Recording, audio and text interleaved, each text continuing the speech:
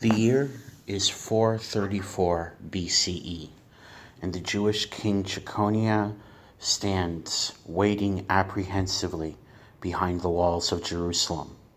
For the last 5 centuries, his ancestors, beginning with King David, had protected and defended the Jewish people and their tiny kingdom on the coast of the Mediterranean. But now, the armies of the greatest city of the world, the armies of Babylon under Nebuchadnezzar, stand outside. He knows that if he loses the battle, it will be the end of the line of David, but his odds are slim. Nebuchadnezzar came to him with an offer. If he agrees to surrender, and if his hosts and the greatest people of his Jewish kingdom were to become guests in the city of Babylon in exile, he would spare their lives. King Jeconiah pondered, and realizing that a battle would likely be unsuccessful, decided to journey across the hundreds of miles of desert into Babylonian captivity. The line of David may well have faded away into the dust of history as Jeconiah and his Jewish community became more and more enamored with the wealth, luxury, and lifestyle of the city of Babylon. It's entirely likely that the scribes writing in the shadow of the Hanging Gardens might well have abandoned their faith and their identity, as well as the kings in the line of David. But contrary to what may well have happened, this would be the start of centuries of prosperity for the Jewish people, as well as for the kings in the line of David. They became the Exilarchs, the kings of captivity. For centuries, up until the final destruction of the city of Baghdad by the Mongols, they acted as a state within a state, managing the affairs of the Jewish community under Babylonians, Parthians, Sassanids, and Abbasids, managing their treasuries, their academies, and most importantly, their courts. This is the story of these Exilarchs. Hi, thanks for listening to the first episode of Desert Euphonies. I'm your host, Joel. Over the course of this channel, I'll be looking at the history of the peoples of the Middle East with a focus on the history of its Jewish community. I'd like to start today's episode by asking why it was that Nebuchadnezzar decided to bring the Jewish elite to his capital. It seems like a very dangerous decision to have a lot of foreigners recently expelled from their land as guests in your court. But I think Nebuchadnezzar made a very wise decision. He basically had 2 choices in how to deal with the Jewish community that he had conquered. The first is that he could have simply allowed them to stay put in the Holy Land as part of the Babylonian Empire. The disadvantage to that is no matter how light a touch he uses with the conquered Jewish community, he is always going to be seen as a foreign occupier, a foreign oppressor, and there will always be at least a minority of the population that is going to be pushing for revolt. It's a lot more trouble than it's worth. The second option, this was the option that was used by the Assyrians in the 8th century BCE, is to take the Jewish elite and then scatter them all the ways across the empire until they eventually assimilate into local populations, dissipate as an identity, and basically leave the history books and the narrative of the empire. Nebuchadnezzar, though, decides to go with a third option. He allows the Jewish elite into Babylon so that there is still a continuous Jewish leadership that can be involved in the affairs of the people in Palestine, but he can ply them with all of the wealth and sophistication of the greatest city on earth at the time. And it works. The Jewish elite, which would be the household of the king itself, the religious scholars, the artisans, the merchants, the sorts of people who would be in a position to motivate, organize, and lead a revolution against Babylon, are too busy enjoying the hanging gardens, drinking the finest wines, clothing themselves in the finest clothing, and living in the finest estates. The Jewish community in Babylon finds an immense degree of prosperity. It's an elite that is completely sold on being part of the Babylonian Empire. But they don't simply assimilate into Babylonian culture. They do adopt the speaking of Aramaic and adopt certain cultural norms, but they dramatically revolutionize their faith to exist in exile. Judaism had been a faith that was based entirely around temple worship and temple sacrifice. But here they are, hundreds of miles from the temple. How do they continue being Jews? Well, the scribes, religious scholars in Babylon, decide to give the Jewish people a lot of cultural tools and equipment that they can use to practice Judaism as a personal faith. It becomes one based on personal ritual, adherence to personal laws, and personal piety. A Jew is someone who can be a Jew as easily in Persia or in Egypt, and it's because of the scribes that are doing the work in Babylon that this is possible. Now, above this immense prosperity that the Jews are enjoying and the religious revolution that's occurring is the Exilarch. At the time, he was known as the Resh Galusa in Arabic. It means head of the diaspora.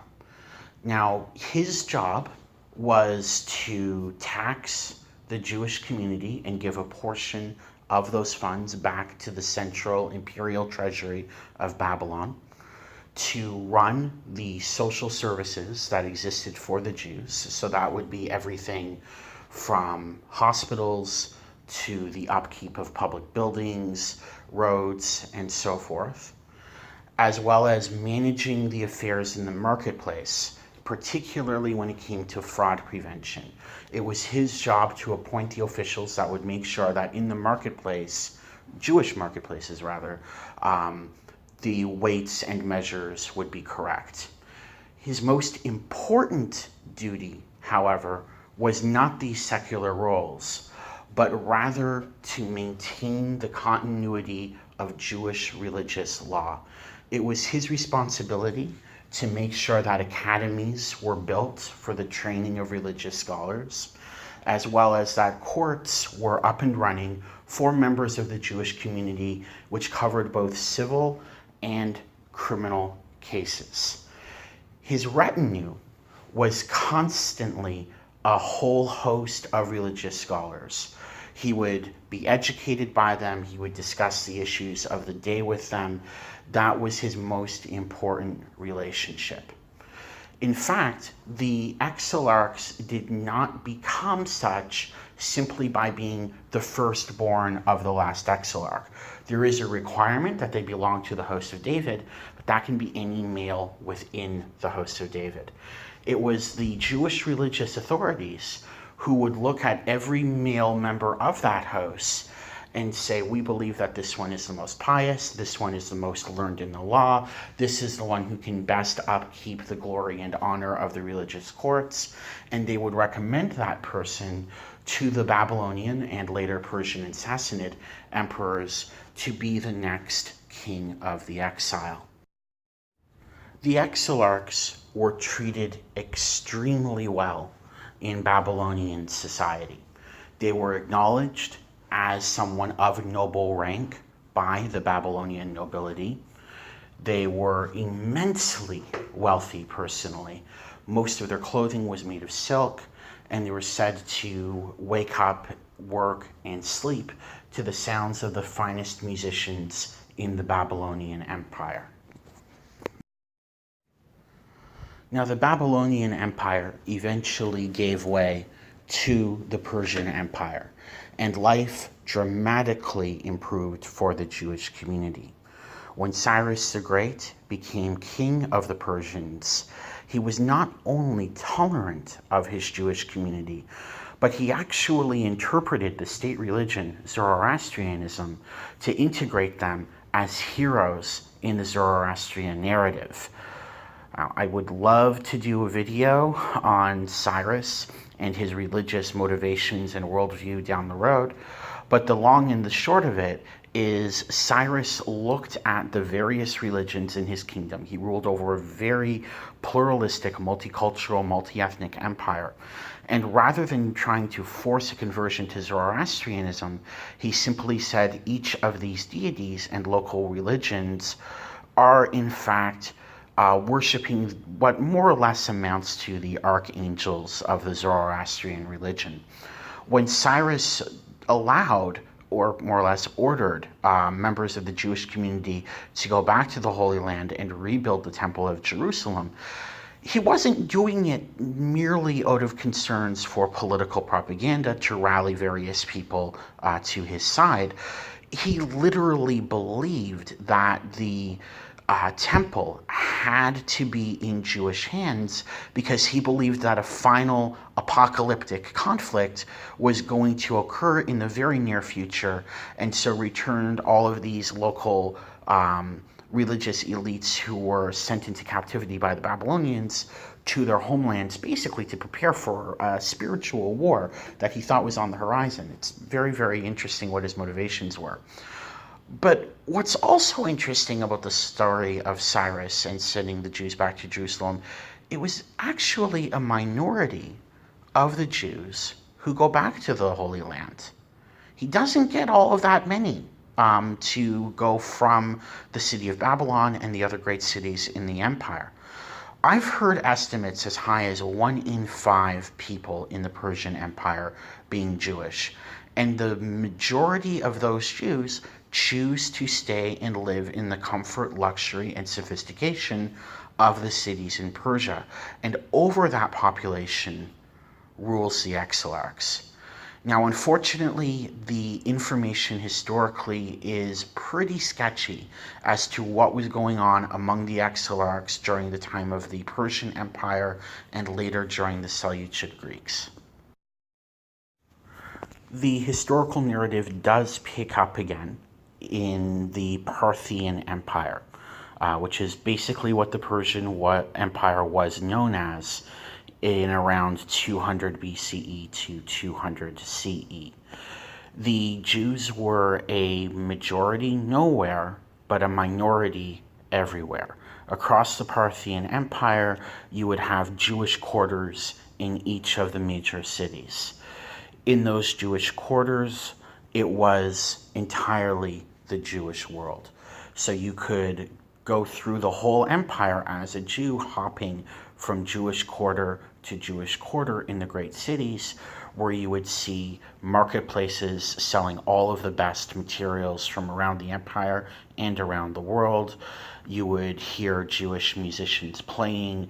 The stories that you heard would all be Jewish folklore in a Jewish context. Of course, there would be constant scholarly debates and rabbis doing the work of religious scholarship, not just around the great academies which existed in some of the cities of Persia, but out and about in the city as well. And of course, you would have Jewish courts trying Jewish cases, and the Exilarchs became, again, even wealthier and even more powerful because given that the Jews were a dispersed population, both inside the empire and outside, from India to Spain, the Jews became absolutely central in the silk trade, and a large portion of that silk trade was managed by the Jews, who used the wealth to maintain their own society, again acting as a state within the state, a government concerned with just the Jewish affairs within the empire and enriching the Parthians as well. These were golden days of the Jews in exile. Unfortunately, this story begins to change in the 4th and 5th centuries CE when the Sassanids take over the administration of the Persian Empire. Now, they continued to tolerate the autonomy of Jews in their empire, but where the Zoroastrian religion in the time of Cyrus and in the Parthian Empire was practiced in a very open and tolerant fashion, the Sassanids were much more orthodox in their approach. They were only willing to tolerate religious minorities in their society as long as those religious minorities behaved in ways that jived with the overall Zoroastrian worldview. So everything from Jewish religious laws pertaining to hygiene and diet, as well as issues having to do with the Jewish criminal courts, started to have to bend in the direction that mainstream society wanted them to go in. Overall, however, the situation continues to be mutually beneficial between the Exilarch and the Sassanid emperor because the two of them become dependent on each other. For example, there is a case of Jewish rabbis challenging the right of the Exilarchs to govern, of wanting a system that is much more based around the rabbis and the Jewish courts. The Exilarch at the time went to the rabbis and said, listen, I'm the one in charge. You guys need to shut this down. And the rabbis said, no. Go back to your estate.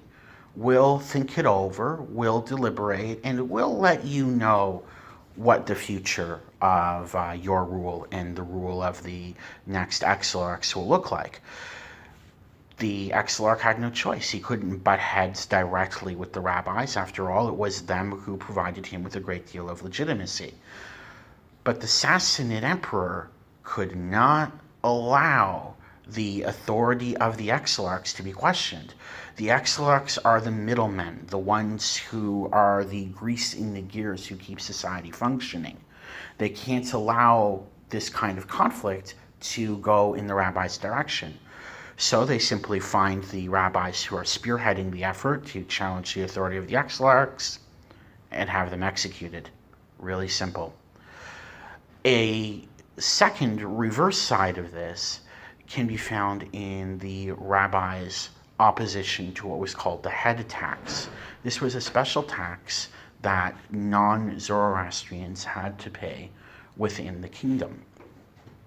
The rabbis opposed having to pay it, but the Exilarchs knew that if this opposition gets loud enough, it might break out into open rebellion, something that had just been seen not too far in the past when the Romans absolutely obliterated the Jewish community in Palestine. He couldn't allow that to happen, so he had the rabbis who were pushing for this kind of agitation simply excommunicated and silenced, allowing life to continue normally for the Jews in the Sassanid Empire. At least that was the case until the end of the Exilarchate in the Sassanid Empire. A wave of religious fundamentalism and persecution breaks out in the 5th century that is so severe, not only are Jews and Christians attacked, but other Zoroastrians are attacked as well. Jewish religious schools are forced to close, the authority of the courts dramatically circumscribed, and the 14-year-old Exilarch, a man named Marzutra II, makes the dramatic choice of not simply waiting for this wave of fundamentalism to strangle the Jewish community entirely. He decides that open revolt is the only option. From his base between the Tigris and Euphrates, he leads an independent kingdom for 12 years, the last place in the world that there is an autonomous Jewish community running its own affairs. Unfortunately, he is in the center of a very hostile empire. And finally, his kingdom is wiped out by the Sassanid Empire. He's taken to a bridge and crucified. That is the end of the political power of the Exilarchs in the Persian world. And the Exilarchs will not rejoin history for several more generations until the Islamic Abbasid Caliphate operating out of Baghdad restores the office. Alright, so down the road in a future video, we'll be picking up the story of the Exilarchs in the Abbasid Caliphate. They'll rule for approximately 5 centuries, and it's a very fascinating history in which the primary conflict is not necessarily the Exilarchs and their imperial overlords, but between the Exilarchs and the religious community. It's a really interesting case of a prolonged battle between church and state. We'll be taking a look at that in the next video. To give you some perspective as to where the channel's going, I plan on covering the whole history of Abbasid Baghdad. That's going to be 5 or 10 videos, but I look forward to doing it. We'll also be taking a look at events in 19th century Palestine, looking at the community of Jews, Christians, and Muslims who lived there. And hopefully down the road, I'll be taking a look at Cyrus the Great, as well as the wave of religious fervor which sweeps over the Sassanid Empire, because I've heard people refer to it as communist, and that's an interesting thing to find in the world of late antiquity. So thank you again for listening to Desert Euphonies. Have a wonderful day.